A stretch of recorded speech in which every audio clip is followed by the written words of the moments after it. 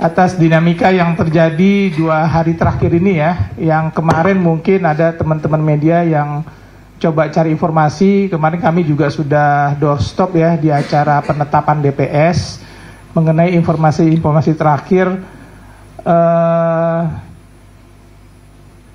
bahwa KPU DKI Jakarta secara prosedur sudah melakukan kerja-kerja verifikasi yang tahapan itu sudah kita mulai sebenarnya sejak tanggal 13 Mei ya. Jadi mungkin masyarakat baru menyadari proses ini, tapi yang pasti kami sudah mulai di bulan Mei dan masa tanggapan masyarakat itu harusnya berakhir di tanggal 26 Juli yang lalu. Nah, setelah proses verifikasi faktual dilakukan, rekapitulasi juga kami lakukan secara berjenjang. Jadi proses rekapitulasi itu dari kecamatan, kota, sampai dengan provinsi. Nah, biasanya teman-teman media itu kan hadir di rekap-rekap di level provinsi. Nah, mengenai isu yang saat ini berkembang, KPU DKI Jakarta memahami masukan dan tanggapan masyarakat terkait dugaan pencatutan dan data dukungan. Terkait hal tersebut, masyarakat dapat melakukan pengaduan ya kepada Bawaslu Provinsi DKI Jakarta supaya bisa kami tindak lanjuti. Nah, bagaimana model tindak lanjutnya? Nanti Pak Dodi akan menjelaskan secara spesifik model tindak lanjutnya. Dan sebelum saya serahkan ke Pak Dodi, mungkin Bu Astri ada yang mau disampaikan terlebih dahulu.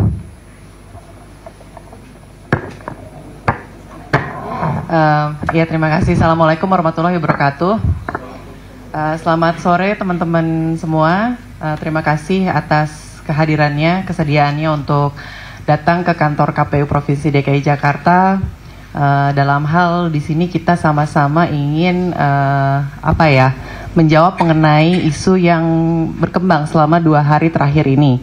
Pasca kemarin kami pada saat pleno rekapitulasi hasil verifikasi faktual kedua ini menyatakan bahwa bakal pasangan calon perseorangan atas nama Bapak Dharma Pongrekun dan Bapak Kunwardana ini memenuhi syarat dukungan.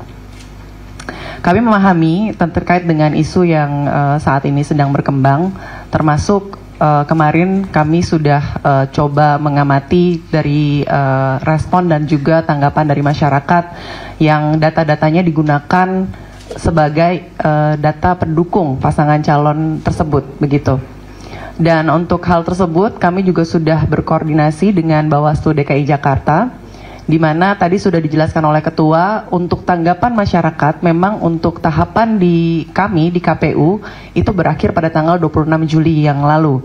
Namun jika ada masyarakat yang ingin mengajukan pengaduan, ini bisa melalui Bawaslu DKI Jakarta. Tadi juga kami sudah komunikasi, teman-teman dari Bawaslu DKI Jakarta sudah membuka posko aduan dan juga hotline untuk WhatsApp, di mana masyarakat yang merasa namanya dipakai atau identitasnya digunakan sebagai pendukung namun tidak pernah memberikan dukungannya, ini bisa mengajukan pengaduan ke Bawaslu. Atas hasil aduan tersebut, jika memang ada yang harus kami tindak lanjuti, maka kami dapat segera menindaklanjuti dari rekomendasi Bawaslu tersebut. Tentunya hal ini harus sesuai dengan aturan dan prosedur yang berlaku, di mana kami bisa melakukan atau menindaklanjuti hal tersebut sampai dengan masa penetapan yang dijadwalkan tanggal 19 Agustus 2024. Kemudian juga kami juga mengamati isu yang berkembang di masyarakat mengenai proses pencalonan perseorangan ini, di mana mungkin ada beberapa masyarakat yang belum secara secara menyeluruh mengetahui seperti apa sebenarnya perjalanan dari proses pencalonan perseorangan ini. Nah, nanti saya akan mempersilahkan kepada Pak Dodi karena beliaulah pengampu divisi teknis yang mengetahui betul secara detail bagaimana tahapan-tahapan dari pencalonan perseorangan di Pilkada DKI Jakarta ini. Untuk lebih lengkapnya, saya akan langsung mempersilahkan untuk Pak Dodi. Kita akan sama-sama melihat atau mendengar penjelasan terkait dengan perjalanan dari proses kami sebagai penyelenggara dalam melakukan tahapan pencalonan perseorangan ini. Silakan Pak Dodi.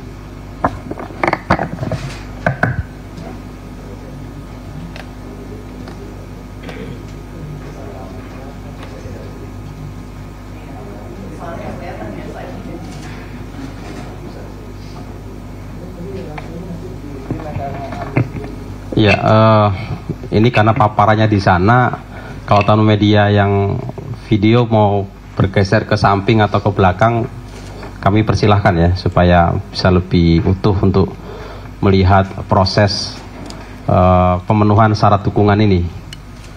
Ini biar teman-teman yang mau ambil gambar lebih bagus ya. Oh, diulang lagi. Ya. Oke, baik teman-teman sekalian, tahapan pemenuhan persyaratan dukungan untuk calon perseorangan ini sudah berlangsung dari bulan Mei ya, lebih tepatnya tanggal 5 Mei saat kami mengumumkan penerimaan untuk pemenuhan persyaratan dukungan. Kemudian tahapan ini dimulai dengan tahapan penyerahan persyaratan dukungan. Boleh ditampilkan, Mbak? Jadi paslon menyerahkan di tanggal awal ini nggak kelihatan kalau dari sini ya. Bentar. Ya, sudah, saya udah pegang.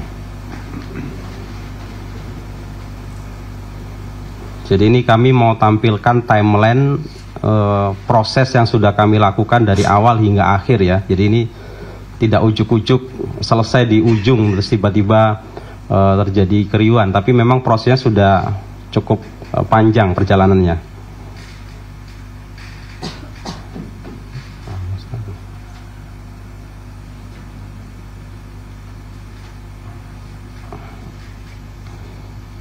Ya, muncul juga PDF Mbak, jangan PPT.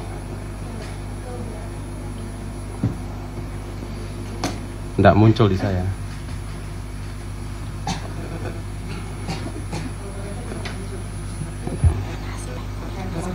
Iya.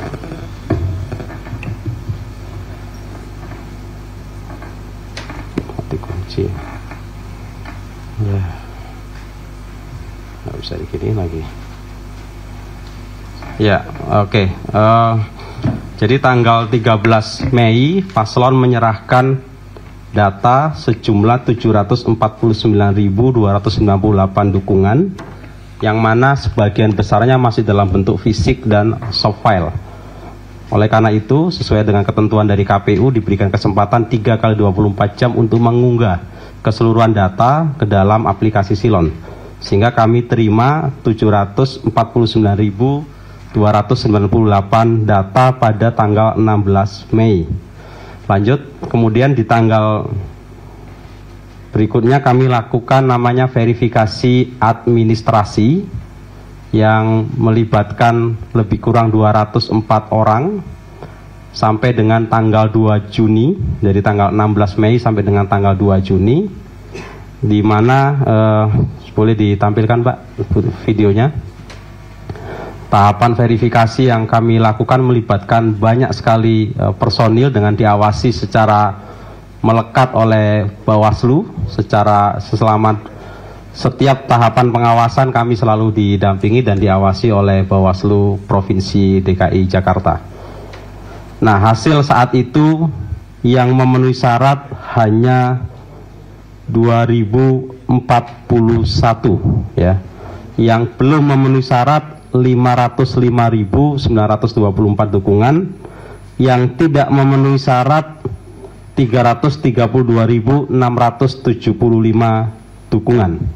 Nah, ini data awal yang diserahkan kepada, yang dilakukan verifikasi awal kepada kami. Lanjut Mbak. Kemudian ada kesempatan untuk bakal pasangan calon melakukan perbaikan. Pada tanggal 8 Juni 2024, paslon menyerahkan data lagi 1.229.777 dukungan, Kemudian kami lakukan verifikasi administrasi kembali dari tanggal 9 sampai dengan 18 Juni 2024 dengan mengerahkan personil sebanyak 240 orang. Dengan hasilnya data yang memenuhi syarat 445.428 ditambah dengan yang MS di data awal menjadi 447.469 dukungan. Yang tidak memenuhi syarat atau TMS 782.308. Lanjut. Sehingga dalam rapat pleno hasil verifikasi administrasi perbaikan, bakal pasangan calon dinyatakan oleh KPU DKI Jakarta TMS atau tidak memenuhi syarat sebagai bakal pasangan calon perseorangan pada tanggal 18 Juni di tahapan rekapitulasi hasil verifikasi administrasi perbaikan kedua. Sebagai pasangan calon peserta pemilu yang bersangkutan memiliki hak untuk mengajukan sengketa, yaitu sengketa proses. Lanjut, Mbak. Sengketa antara penyelenggara pemilu dengan peserta pemilu. Kemudian sengketa proses itu terjadi kesepakatan mediasi di mana bakal pasangan calon menyampaikan ada data belum memenuhi syarat yang tidak berhasil diperbaiki di aplikasi Silon, maka kami berikan kesempatan 1 kali 24 jam dan hanya pada data BMS atau tidak mengunggah data baru. Kemudian yang bersangkutan berhasil mengunggah 505.924 dukungan dalam waktu 1 kali 24 jam dan kami lakukan ada kurang lebih 505.000 data yang dilakukan perbaikan dan dilakukan verifikasi administrasi kembali oleh pasca putusan Bawaslu. Lanjut, Mbak. Dengan total data yang MS sebelumnya ditambah hasil verifikasi yang di data hasil tindak lanjut putusan Bawaslu menjadi 721.221 data yang memenuhi syarat.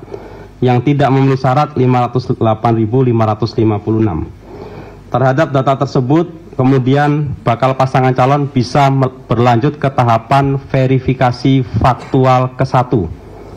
Verifikasi faktual ke-1 dilaksanakan tanggal 11 sampai 21 Juli oleh PPS dibantu oleh PPK dan tenaga verifikator tambahan. Salah satunya kami melibatkan teman-teman Pantarli yang sudah 100% coklit. Jadi dilakukan dengan metode sensus dengan menemui pendukung secara langsung di tempat tinggal atau tempat lain yang disepakati. Dalam hal tidak bisa ditemui maka dilakukan dengan pengumpulan di kantor kelurahan atau di PPS ataupun dengan menggunakan teknologi informasi. Hasilnya di verifikasi faktual pertama yang memenuhi syarat 183.001 dukungan, yang tidak memenuhi syarat 538.178 dukungan. Kemudian dilakukan penyerahan dukungan kembali tanggal 27 Juli 2024. Bapak Slon menyerahkan data kembali 933.040 dukungan setelah ada perpanjangan waktu dari Bawaslu untuk memasukkan ke dalam Silon sampai dengan pukul 12.00. Kemudian kami lakukan verifikasi administrasi perbaikan kedua dari 28 Juli sampai dengan 1 Agustus.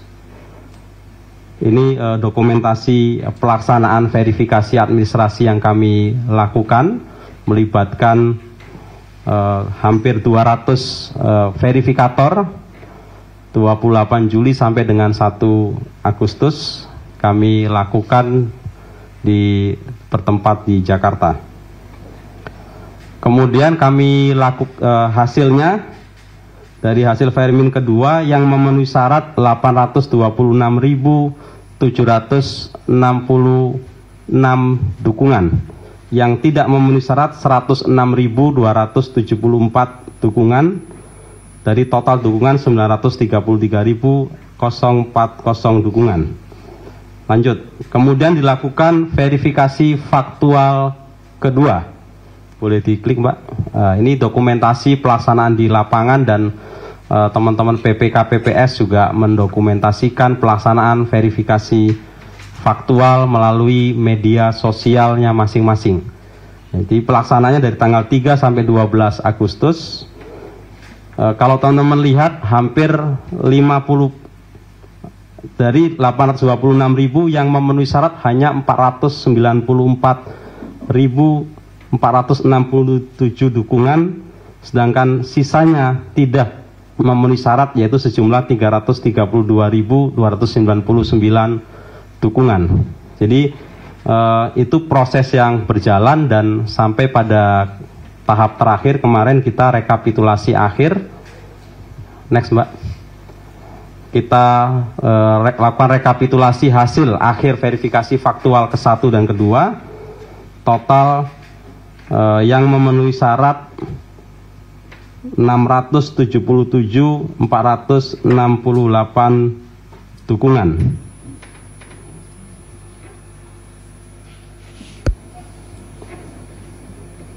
Jadi ini adalah total data yang diserahkan dan dilakukan proses rekapitulasi yang diberikan kepada kami, dan tentu ini menjadi menunjukkan bahwa proses ini dilakukan dari bulan Mei, verifikasi penyerahan dukungan, verifikasi administrasi, sampai terakhir verifikasi faktual kedua, ya. Saya kira itu dari sisi tahapan, mungkin nanti bisa ditambahkan lagi, dilanjutkan Bu Astri. Terima kasih. Terima kasih Pak Dodi. Baik, teman-teman media, tadi juga baru kita dengarkan bersama penyampaian dari Pak Dodi selaku Kadif Teknis Penyelenggaraan di KPU Provinsi DKI Jakarta. Jadi teman-teman tadi sudah lihat ya bagaimana perjalanannya dari mulai pendaftaran, penyerahan dukungan, lanjut verifikasi administrasi, kemudian verifikasi administrasi perbaikan, yang kemudian kita nyatakan TMS, selalu ada mediasi di Bawaslu, lalu tindak lanjut putusan Bawaslu, sampai prosesnya dilaksanakan tadi seperti yang disampaikan oleh Ketua, bahwa dalam setiap verifikasi faktual itu kami melakukan rekapitulasi secara berjenjang. Jadi tidak ujuk-ujuk kami menetapkan di tingkat provinsi, tapi juga kami melakukan rekapitulasi mulai dari tingkat kecamatan, tingkat kabupaten kota, hingga tingkat provinsi. Dan di setiap jenjang tersebut itu semuanya diawasi oleh dan didampingi oleh teman-teman Bawaslu. Dan plenonya pun dilaksanakan secara terbuka.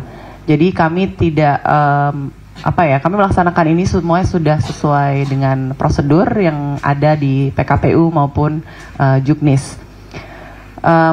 Tadi kita sudah dengar bersama penjelasan dari Pak Dodi. Selanjutnya mungkin dari teman-teman ada pertanyaan, silakan 3 pertanyaan dulu ya.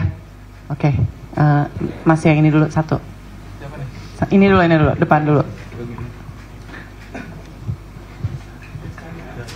Tes.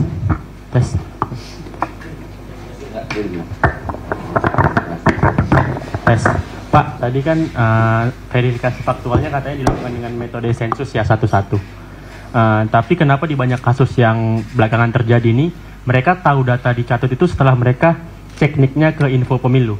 Kalau memang sensus satu-satu kan harusnya sewaktu mereka didatangin, mereka udah bisa protes, kita nggak dukung gitu. Soal itu aja Pak. Langsung aja dijawab. Langsung jawab aja. Ya, terima kasih. Metode verifikasi faktual memang didatangi secara langsung ya. Namun kan kita tahu kadang-kadang di Jakarta ini kan kesibukan masyarakat, kemudian kadang juga karena bekerja di hari dan jam kerja, kadang-kadang verifikator tidak bisa menemui secara langsung. Nah, dalam hal tidak bisa menemui secara langsung, maka verifikator kan menceklis tidak bisa ketemu. Maka kami serahkan kepada LO untuk bisa menghadirkan ke kantor kelurahan atau kantor PPS, panitia pemungutan suara di tingkat kelurahan. Kalau tidak bisa menghadirkan juga, maka bisa menggunakan teknologi informasi atau video call.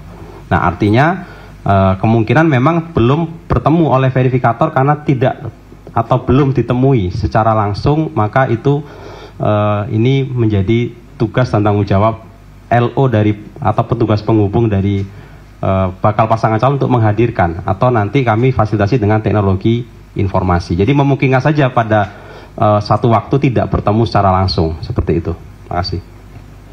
Selanjutnya di belakang, Mas. Silakan. Siapa lagi? Iya. Ya, Mas, saya Elga dari Tribun Jakarta. Sebenarnya hampir sama dengan pertanyaan dari Mas Yogi itu. Cuman saya gini, Bang, yang dipermasalahkan masyarakat itu kayak gitu. Dia rumahnya nggak pernah didatengin, kok tiba-tiba dicatut. Kalau Abang bilangnya kayak gitu, emang dia nggak konfirmasi ke Ketua RT atau Pantarlih? Kok cuman sekali datang, nggak ada, langsung cabut gitu, Bang. Itu menurut saya kurang masuk di akal gitu, Bang. Karena keluarga saya juga banyak yang kena, teman-teman saya juga banyak yang kena. Saya tanya ya kayak gitu permasalahannya, Bang. Mungkin bisa lebih rasional gitu, Bang. Makasih, Bang. Maksudnya kenanya di sini datanya di MS-in? Iya, di MS-in. MS. Oke. Padahal nggak ada verifikator yang datang, dia di rumah terus 24 jam gitu, Bu. Oke. Makasih. Ya, silakan. Ya, kemarin kami sudah sampaikan ya, data di info pemilu itu kan kemarin kondisinya belum up to date ya, belum up to date. Jadi dimungkinkan kayak case putranya Pak Anies kan ternyata yang bersangkutan dalam faktual tidak memenuhi syarat.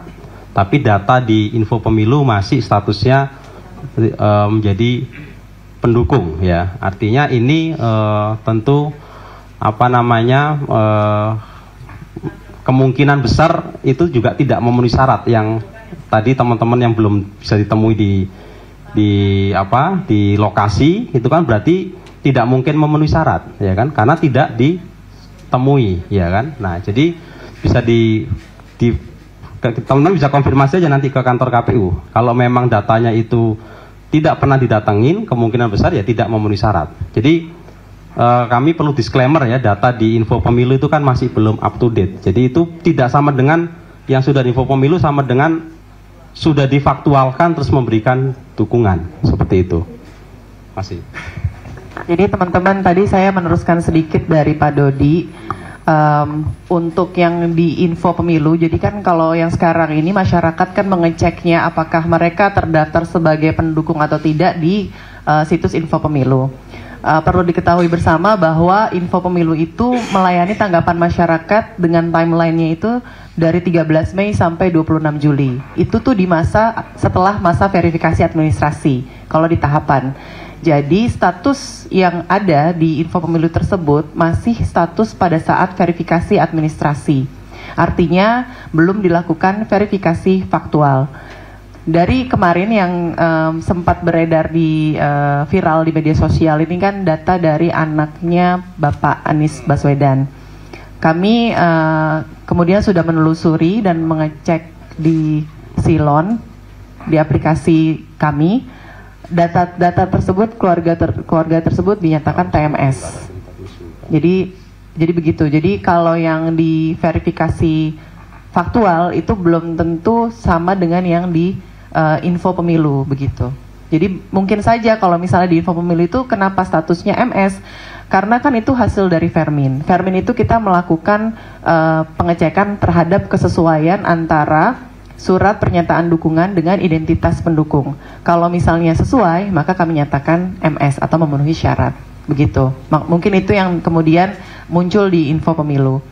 Terkait dengan data MS tersebut, kami lakukan verifikasi faktual. Setelah verifikasi faktual, nanti akan ketahuan apakah benar dukungan atau tidak. Jadi apakah MS atau TMS itu baru setelah verifikasi faktual. Begitu mungkin tambahan dari saya. Terima kasih. Silakan next yang di depan nih, Mas. Selamat sore, Pak. Oh ya, saya Hedi dari Kumparan. Ini ada 3 pertanyaan saya. Itu kan sebelumnya yang verifikasi awal itu kan dinyatakan tidak memenuhi syarat ya. Akhirnya kemudian digugat ke Bawaslu. KPU kemudian ada mediasi gitu. Nah, aku mau minta penjelasan aja soal pada saat itu kenapa kemudian KPU menerima mediasi dan apa yang kemudian terjadi akhirnya kemudian dibukakan silon lagi perseorangan itu. Pada saat itu pertimbangannya apa? Kemudian melakukan mediasi dan hasilnya adalah dibukakan silon lagi untuk menambah data gitu. Itu yang pertama. Terus yang kedua, kalau kita lihat tadi itu kan ada hampir sampai ribuan ya, lebih ya, bahkan ratusan ribu bahkan lebih data yang kemudian disetorkan, dan itu hanya beberapa persen yang dianggap MS gitu ya. Hanya sekian persen yang data yang diverifikasi faktual, hanya tadi itu nggak sampai 50% kayaknya yang MS. Nah, aku mau minta penjelasan aja dari KPU itu, dari TMS yang ditemukan itu kasusnya apa aja, Pak? Maksudnya pada saat verifikasi faktual itu kemudian dikatakan TMS itu karena apa aja? Apakah karena KTP-nya mungkin buram atau tanda tangan atau segala macam itu kasus apa aja? Termasuk di Verminnya. Nah, ini karena butuh penjelasan sini, karena tidak mungkin kita bertanya mereka itu dapat data dari mana. Nah, ketika kemudian kasus itu bisa dijelaskan KPU, ya bisa jadi gambaran buat kami bahwa oh mungkin saja datanya dari sini. Nah, itu kira-kira kasusnya apa aja? Karena kan apakah tiba-tiba KTP-nya KTP selfie misalkan, itu kan berarti dari data judul misalkan atau apa.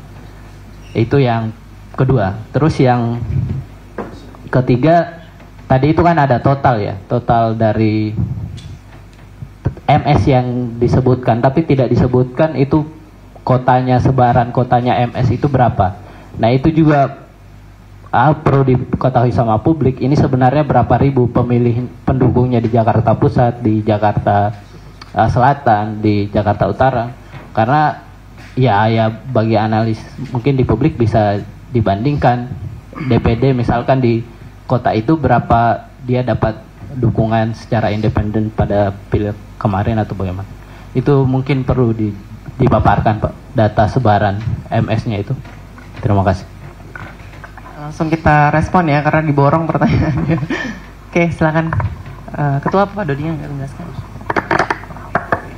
Ya, salah satu materi gugatan atau sengketa di Bawaslu adalah terkait dengan kendala silon ya. Jadi kendala silon itu menjadi posita dan petitum dari pemohon ke Bawaslu DKI Jakarta ya. Nah, dalam kami dari perspektif memberikan kesempatan yang seluas-luasnya untuk peserta pemilu, tentu memahami ini situasi yang berpotensi harus diberikan kesempatan, tetapi tidak untuk menambah data yang baru ya. Maka karena data ini sebenarnya statusnya belum memenuhi syarat di Vermin pertama, tentu kami berikan kesempatan tapi terbatas ya, hanya dalam waktu 1 kali 24 jam. Asumsinya data yang memang benar-benar seharusnya dia miliki tapi gagal terunggah, gagal terupload atau gagal diperbarui di silon. Nah, jadi argumentasi dari pemohon kami lihat bisa kami penuhi, dan kami berikan limitasi untuk memberikan kesempatan agar kami tidak digugat persoalan silon yang posisinya adalah alat bantu ya. Alat bantu kan sifatnya membantu saja. Kami tidak ingin dianggap menghalangi hak dari bakal pasangan calon untuk berkontestasi ya kan. Yang substansial kan hak konstitusional, hak untuk mengikuti proses pemilihan. Nah, itu kami berikan kesempatan hanya dalam waktu 1 kali 24 jam, dan itu bagian dari proses yang bersengketa atau mediasi di Bawaslu. Yang kedua terkait dengan sebab-sebab tidak memenuhi syarat itu macam-macam ya. Pertama, pendukung bukan di Verfak ya, pada saat faktual. Verfak sama Vermin juga bisa, Pak. Maksudnya kasus-kasus apa aja yang ditemukan akhirnya dikatakan. Kalau di verifikasi administrasi biasanya karena tidak sesuai antara KTP atau identitas pendukung dengan formulir pernyataan dukungan P1 KWK-nya. Nah, itu tidak memenuhi syarat. Kedua, antara data dukungan dengan lokasinya, misalkan datanya di Jakarta Selatan yang diunggah KTP di Jakarta Utara. Ini kenapa kami TMS kan, karena pada saat faktual pasti tidak akan ketemu. PPS di Priok misalkan memverifikasi data di Rawajati pasti nggak akan ketemu, maka kami berikan status tidak memenuhi syarat dalam verifikasi administrasi. Atau KTP-nya tidak terbaca dengan jelas, buram misalnya, hitam karena fotokopian dan sebagainya. Itu karena kami tidak bisa mengecek NIK, nama dan sebagainya, maka kami berikan status tidak memenuhi syarat dalam verifikasi administrasi. Kalau dalam verifikasi faktual, beberapa sebabnya itu diantaranya tentu biasanya pendukung atau penduduk menyatakan tidak pernah memberikan dukungan, itu juga kami temui. Atau yang kedua, pendukung tidak dapat ditemui, tidak berhasil dikumpulkan di kelurahan oleh petugas penghubung, dan tidak bisa dilakukan verifikasi dengan teknologi informasi. Itu statusnya akan menjadi tidak memenuhi syarat, karena kami tidak bisa melakukan verifikasi faktual. Atau data pendukung itu meninggal dunia sebelum masa penyerahan dukungan. Artinya KTP ini sudah KTP orang yang meninggal dunia, sehingga kami tidak bisa melakukan verifikasi. Tapi kalau KTP yang diserahkan pada saat menyerahkan dukungan meninggalnya setelah yang bersangkutan menyerahkan dukungan, maka statusnya bisa memenuhi syarat karena itu sudah menyerahkan dukungan sebelumnya. Nah, jadi faktor-faktor itu yang kira-kira menjadi sebab status verifikasi faktual menjadi tidak memenuhi syarat, ya. Terakhir, terkait dengan sebaran dukungan, ada datanya ya, nanti kami tampilkan atau kami sampaikan rilisnya nanti. Ya. Oke, dua lagi ya, silakan satu dari situ. Satu dari situ, satu dari situ. Nanti. Saya Mario Sofianastion dari Antara News. Yang saya tanyakan Pak, pertama ketika ada lompatan ratusan ribu itu yang perlu dipertanyakan cuma dua. Satu adalah verifikator, yang kedua adalah silon. Yang ingin saya tanyakan, KPU bisa nggak memastikan bahwa verifikator ini bekerja sesuai dengan aturan? Kuncinya di sana. Ketika verifikator misalnya mengelabui melakukan verifikasi itu secara fiktif, itu bisa melakukan lompatan yang cukup besar. Terus yang kedua, untuk akses silon, kita ingin tahu akses silon ini seperti apa? Apakah pejabat KPU bisa mengakses atau orang-orang tertentu bisa mengakses sehingga bisa memunculkan angka yang begitu banyaknya? Itu kalau menurut saya analisisnya ada dua itu. Bagaimana KPU bisa meyakinkan di dua lokasi itu? Terus yang ketiga, memang kemampuan dari peserta ini memang cukup luar biasa, dalam beberapa hari bisa mengumpulkan ratusan ribu dukungan tersebut. Jadi saya ingin memastikan seperti apa KPU meyakinkan memang dipastikan bahwa verifikator itu bekerja sesuai dengan tupoksi dan silon ini memang terbatas atau seperti apa. Itu aja Bang.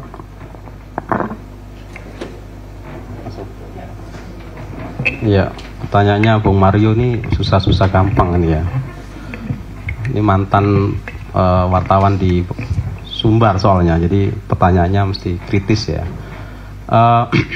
Pertama terkait dengan mekanisme, betul ya, ini menjadi tantangan tersendiri untuk kami memastikan proses di lapangan ini berjalan dengan sesuai dengan ketentuan peraturan perundang-undangan. Pertama, kami pastikan dari sisi SOP, itu kami bikin SOP yang mengacu pada PKPU dan Juknis. Ya, kami juga sampaikan kepada teman-teman untuk berhati-hati dalam proses verifikasi dan memastikan setiap lembar kerja yang mereka verifikasi itu betul-betul dilakukan proses dengan baik dan benar. Nah, ini penting karena di situ ada ketentuan-ketentuannya, kalau ada pelanggaran-pelanggaran, prosesnya seperti apa, mereka kami berikan, terutama dari divisi hukum, memberikan antisipasi atau memberikan warning untuk memastikan prosesnya dilakukan dengan baik dan benar. Yang kedua, tentu saja dalam proses pelaksanaan ini kan ada proses pengawasan secara melekat dan berjenjang. Ya, pengawasan melekat dan berjenjang ini dilakukan oleh jajaran teman-teman Bawaslu, kemudian monitoring dan supervisi dari KPU Kabupaten Kota dan KPU Provinsi DKI Jakarta. Jadi ini menjadi concern yang kami lakukan.